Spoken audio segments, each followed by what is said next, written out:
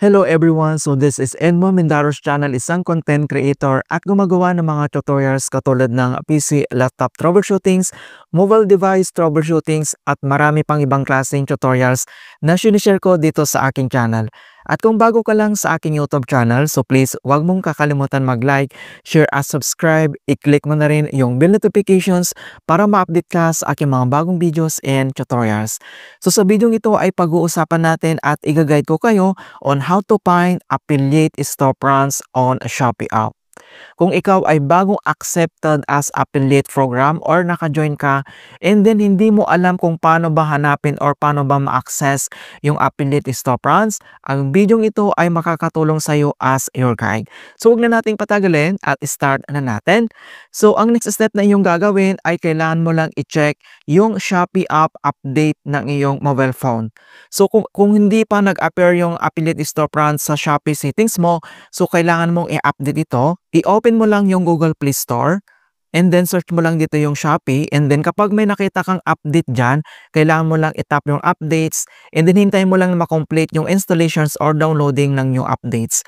Kapag na-update mo na, and then next, i-open lang natin ang ating Shopee apps. At kapag na-open mo na, and then dito lang sa baba, ay kailangan mo lang i-select dito or itap mo lang dito yung Meta Profile na makikita dito sa bottom right corner. And then once na-open mo na yung ating Shopee homepage profile, and then next step ay dito lang sa more activities, under dyan ay kailangan mo lang itap dito yung affiliate program. So dito bago natin ma-access ang affiliate program via affiliate storefront ay kailangan naka-join ka dito or accepted ka dito sa affiliate program bago natin ma-access or ma-open.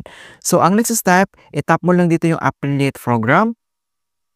And then once na-open mo na yung affiliate program settings mo, so dito lang ulit sa baba ay kailangan mo lang itap dito or i-click yung account na makikita dito sa bottom right corner.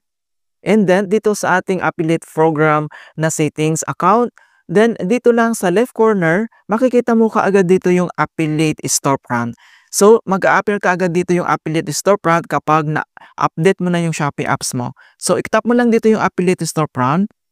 And then ganun na siya guys. So makikita mo na kaagad dito yung affiliate storefronts mo. Pwede ka nang mag-add dito ng mga products na nandun sa my likes mo, or pwede kang mag-select ng products by Shopee recommend products, or yung mga na-add mo dito na may products, pwede mo na itong i-organize, i-categorize kung paano mo to papagandahin yung Shopee affiliate storefronts mo.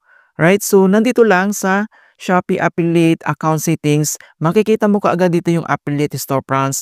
So nandito na rin yung Shopee video profile mo. So nakalagay na rin dito, ayan, itap mo lang yan, and then madadirect ka kaagad dito sa Shopee video profile mo kung saan nag-a-upload tayo dito yung mga pinopromote nating product. Okay, so ganun lang po kasimple kung paano natin i-find or hanapin yung Shopee affiliate storefronts dito lang sa ating Shopee apps. Alright, so ganun lang po kasimple, and hope na nakapagbigay ako ng konting kalaman at guide tungkol sa Shopee tutorials. Thank you guys and see you in my next tutorials.